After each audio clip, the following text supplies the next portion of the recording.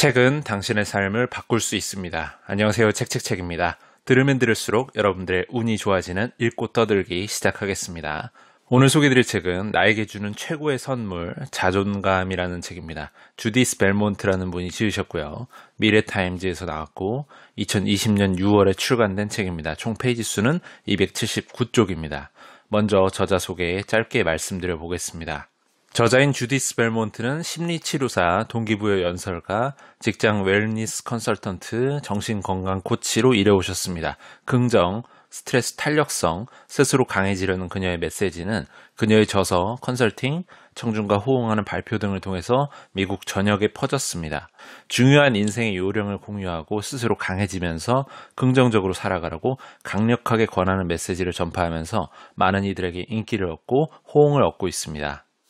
대부분의 사람들은 살을 빼고 나면, 성공하면, 승진하면, 명문대에 들어간다면, 돈을 잔뜩 벌면, 아이들이 마침내 자제심을 발휘하게 된다면, 운명의 상대를 만나면 등 상황이 바뀌어야지만 행복해진다고 생각을 하고 있습니다. 하지만 상황이 달라져야만 행복을 느끼는 것은 결코 아닙니다.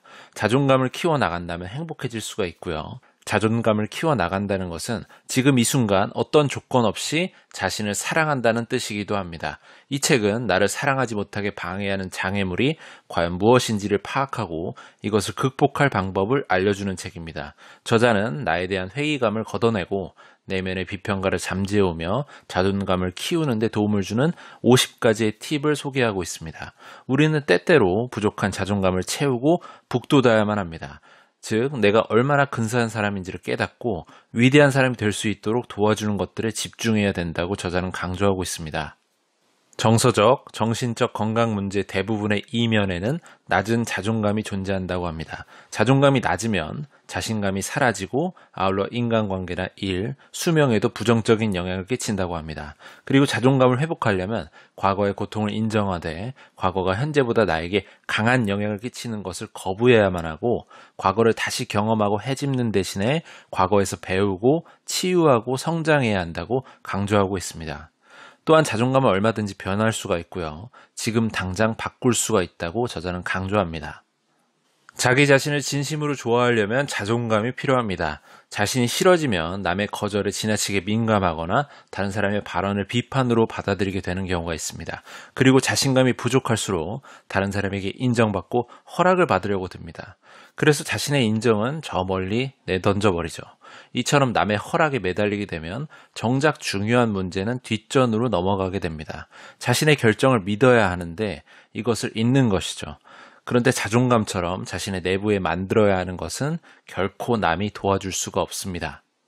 남보다 성공하고 우월해야만 느낄 수 있는 조건부적인 자존감과 자신이 가치 있다고 굳게 믿으면서 우러나오는 무조건적인 자존감을 조금 구분해야 될 필요가 있다고 합니다. 조건부 자존감은 내가 뛰어날 때는 문제가 없지만요. 남보다 뛰어나지 못하게 된다면 나를 절망에 빠뜨리게 됩니다. 모든 사람이 가고 싶어하는 세상이 있습니다. 매우 가까이 있어 보이다가도 멀어지는 그런 세상이죠. 이 세상에서는 완벽해질 필요도 지금보다 나은 사람이 될 필요도 없습니다. 이 세상에서 당신은 원래부터 소중합니다. 무엇을 이루어내야만 소중해지는 그런 세상이 아닙니다. 무엇을 해냈는가로 평가받지 않고 자신의 모습 그대로 받아들여지는 것입니다. 너는 이래야만 돼 라는 기대가 존재하지 않는 것입니다. 사랑, 평화, 기쁨이 주위에 흘러 넘칩니다. 그 정도면 충분한 세상, Land of Good Enough입니다. 이 문장은 2017년 4월에 피플과의 인터뷰에서 오프라 윈프리가 한 말이라고 합니다. 그 정도면 충분한 세상, Land of Good Enough라고 표현한 이러한 세상은 완벽주의와 경쟁에서 당신을 안전하게 지켜줍니다. 어떠한 편견도 없이 실수와 결점을 허용해주고 용서가 가득한 세상이라 볼 수 있겠습니다. 우리 모두 이런 세상에서 살 수 있도록 우리 각자가 노력해서 만들어 나가야 될 것으로 생각이 됩니다. 실수를 저지르거나 멍청하다거나 별거 아니라는 말을 들을까봐 걱정한 경험이 있으십니까? 이를 망칠까봐 불안해서 몸과 마음이 너덜너덜해진 적이 있으십니까? 나에게 인정을 받는 대신에 남에게 인정을 받으려고 정말 끊임없이 노력하고 계신가요? 앞의 질문 중 어느 하나라도 그렇다라는 답이 나온다면 당신은 완벽주의로 인해서 정서적인 장애를 겪고 있을 수도 있습니다. 완벽주의는 그야말로 자존감을 훔쳐가는 주범입니다. 마이클 조던, 에이브러햄 링컨, 월트 디즈니, 토마스 에디슨, 베이브 루스, 비틀즈, 오프라 윈프리, 리처드 브랜슨의 공통점은 무엇일까요? 이들은 모두 유명인이고 역사상 가장 위대한 성공을 일궈냈다는 평가를 받고 있는 사람들입니다. 하지만 이들은 모두 크게 실패한 경험이 있습니다. 시도해보지도 않고 성공할 수는 없죠. 그런데 우리는 종종 실패를 두려워하다가 실수에서 배우고 성공할 기회 자체를 잃어버리고 있습니다. 완벽주의자는 어떤 일이 있어도 실패하지 않으려고 기를 쓰는 존재입니다. 문제는 마치 유행병이라도 피하듯이 실패를 피하다 보면 그 실패를 기반으로 성공할 기회를 놓치게 된다는 것입니다. 생각을 바꾸면 삶도 달라진다는 것을 알고 있으신가요? 글렌 시럴디란 사람은 자존감 연습서라는 책에서 느낌을 사실로 둔갑시키는 것이 자존감을 낮추는 왜곡된 사고방식이라고 지적했습니다. 말하자면 이런 식인 거죠. 나는 적절한 사람이 아닌 것 같은 느낌이야. 그러니까 나는 부적절한 사람일 거야.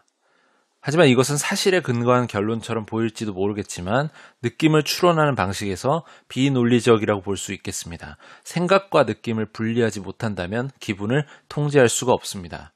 우리는 느낌까지 통제하지는 못하기 때문이죠.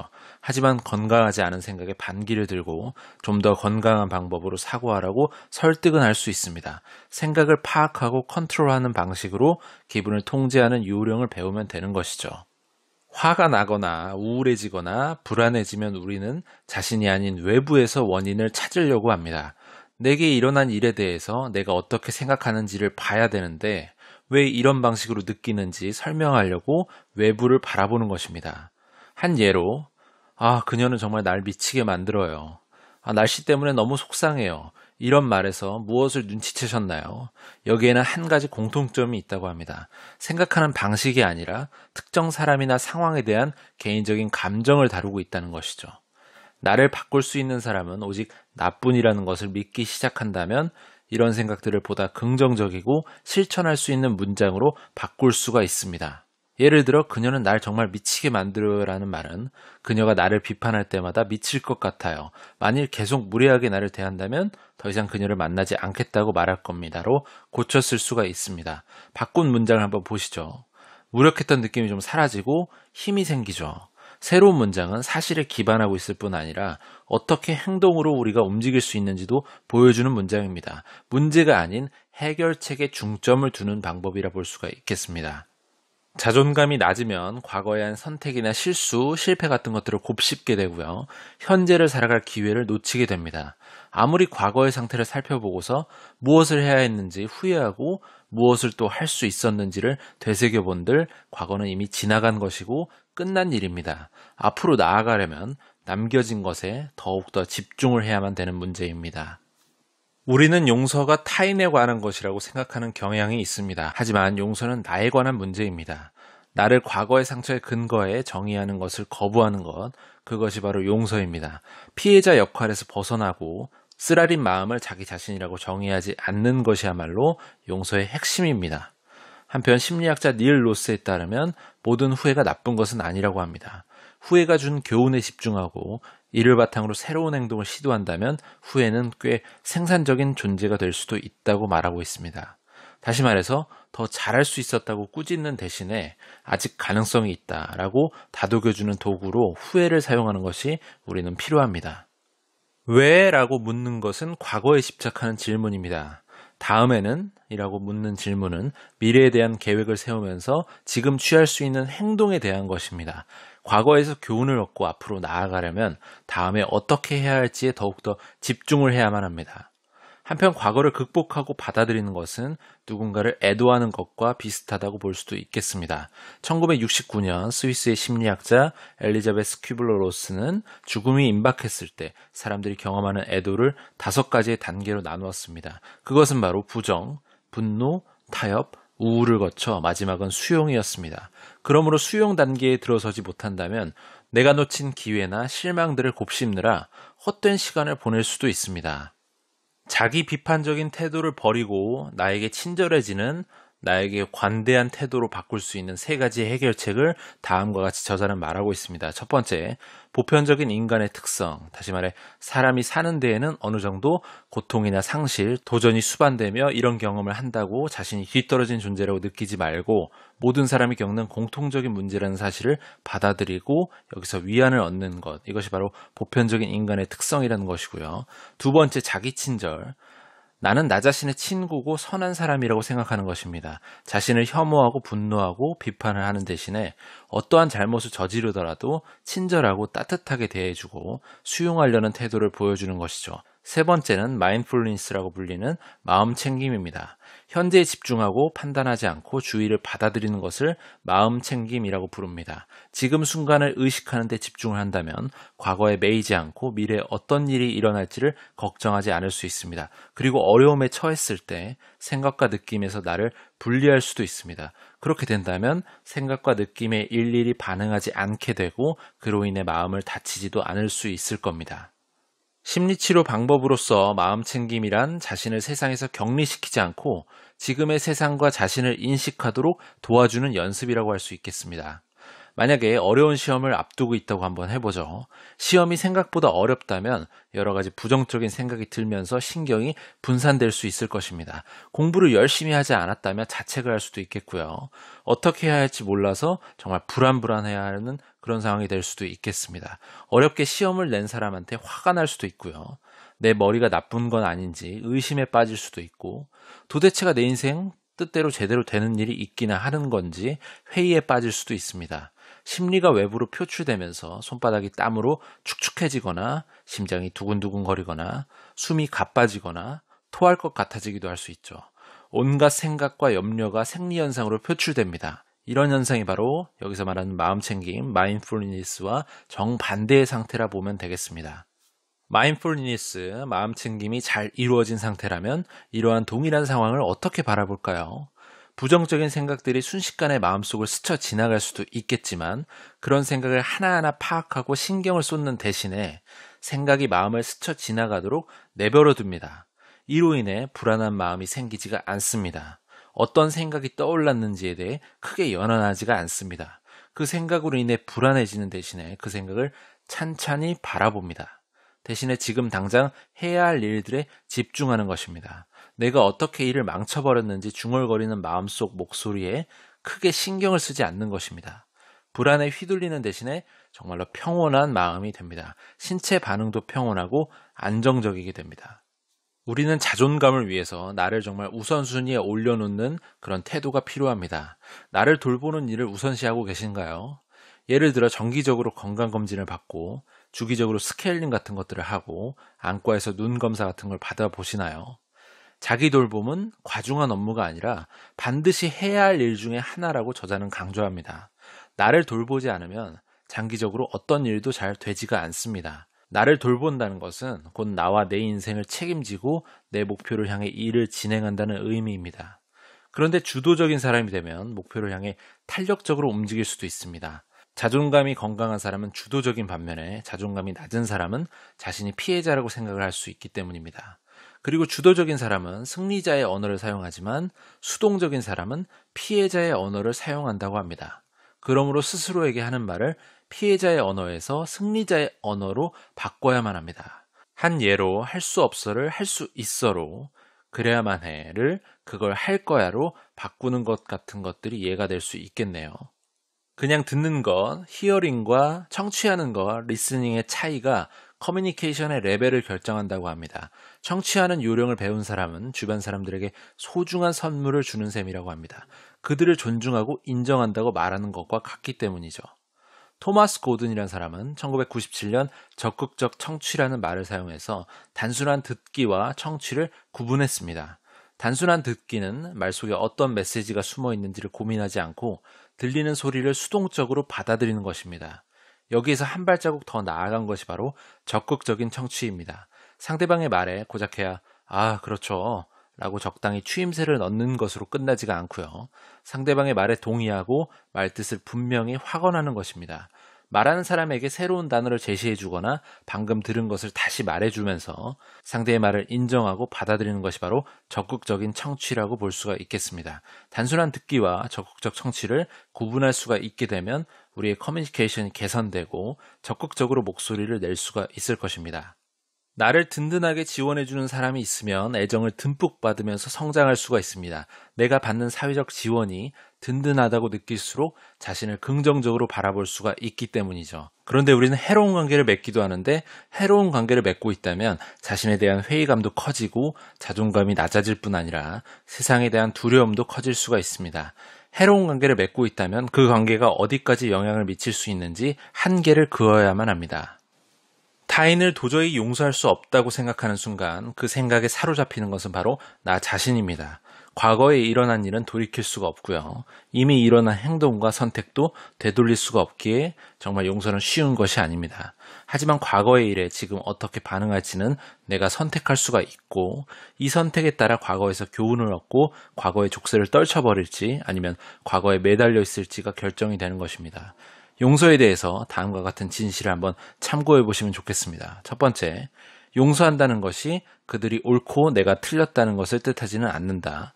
과도하게 옳고 그름에 집착하지를 마라. 두 번째, 용서에 있어서 중요한 것은 다른 사람이 아니라 자기 자신이다. 분하다는 생각에 스스로를 망치고 있지는 않은지 질문을 해봐라. 세 번째, 다른 사람을 용서할 때 그 대가로 내게 뭐든 해줘야 된다고 기대하지 말아야 한다. 용서에 대한 대가로 무엇을 꼭 주어야 되는 것은 아니다. 네 번째, 용서한다, forgive라는 단어는 for와 give로 이루어져 있다. 앞으로 forward, 나아갈 기회를 스스로에게 주는 give라는 것이다. 2005년 스탠포드 대학교의 졸업식 기념 연설을 하면서 스티브 잡스는 자신의 손으로 세웠던 애플에서 쫓겨났던 일을 언급했습니다. 잡스는 그 일이 수치스러웠지만 새로 시작할 기회였다고 말합니다. 보통 사람이라면 엄청난 망신이면서 당황스러웠을 그 경험이 더 좋은 기회를 붙잡을 근원이 됐다고 말한 것입니다. 잡스는 말했습니다. 그때는 미처 몰랐지만 애플에서 해고된 것이 내 인생 최고의 일이었습니다. 성공했다는 마음의 짐이 초심자의 가벼운 마음으로 바뀐 거죠. 확신할 수 있는 일은 아무것도 없습니다. 그 덕택에 나는 내 삶에서 가장 창조적인 시기를 맞게 되었습니다. 인생을 송두리째 바꿔버리는 비극적인 재난은 스스로 수긍하기가 좀 쉽지가 않습니다. 하지만 긍정적인 마음가짐이 있다면 이러한 어려움도 받아들이고 성장할 수 있는 토대로 만들 수가 있습니다. 낙관적이고 유연한 인생에는 감사하는 태도가 반드시 필요합니다. 감사하는 사람은 용서하고 사랑하며 희망을 품고 삽니다. 하지만 상황이 나쁠 때 도대체 무엇에 감사할 수가 있을까요? 이렇게 질문해 볼 수가 있겠습니다. 인생이 잘 풀리고 있을 때, 승리가 눈앞에 있을 때 감사하기란 어려운 것이 아닙니다. 누구나 할 수 있는 것이죠. 하지만 인생이 뒤통수를 칠 때 감사하기는 정말 쉽지 않을 것입니다. 얻는 것보다 잃는 것이 많고 과거의 실망과 후회가 덮쳐오면서 아, 세상은 정말 불공평하다라고 느낀다면 사랑을 느끼고 감사하는 마음을 갖는 것은 정말로 어려운 일일 수 있겠습니다. 그렇지만 어떠한 일이 일어나더라도 깊게 생각을 해보자면 인생에는 여전히 감사하는 것이 많다는 것을 아마도 깨달을 수가 있을 것입니다. 이 책에는 감사하는 사람들의 특징을 언급해주는 부분들이 있는데요. 한번 제가 말씀드려 보겠습니다. 첫 번째, 비가 내리지 않았는데 무지개를 볼 수 있을 거라고 생각하지 않는다. 두 번째, 바꿀 수 있는 것은 바꾸고 바꿀 수 없는 것은 그대로 받아들인다. 인생이 불공평하다며 불평하지 않는다. 세 번째, 내 인생에 부족한 것이 무엇인지 찾지 않는다. 갖고 있는 것에 집중한다. 네 번째, 행복의 조건을 달지 않는다. 이렇게 하면 행복해질 거야 라고 말하는 대신에 갖고 있는 것을 바라본다. 다섯 번째, 남과 나를 비교하며 시간을 보내지 않는다. 그러니까 비통해하거나 질투하거나 분노할 일이 없다. 마지막 여섯 번째입니다. 나를 정의하는 것은 꿈과 내가 내린 결정이지 실망이 아니다. 어떠신가요? 살아가시면서 때론 세상에 휘둘린다는 생각이 드실 때 아마 있으실 겁니다. 혹은 내 자존감이 지금 괜찮은 상태인지 걱정되실 때 아마 있으실 겁니다. 이 책은 나 자신을 사랑하는 방법을 배우게끔 해주고요. 자존감을 북돋을 수 있게끔 많은 조언을 해주는 책입니다. 위로받고 싶고 내 자신을 스스로 사랑하는 마음을 더 강화하고 싶으신 분들이 이 책을 읽어보시면 분명히 도움이 되실 것입니다. 오늘은 여기까지 하겠습니다. 유익하셨거나 도움이 되셨다면 구독과 좋아요 부탁드립니다. 이 채널을 유지하는 힘입니다. 감사합니다.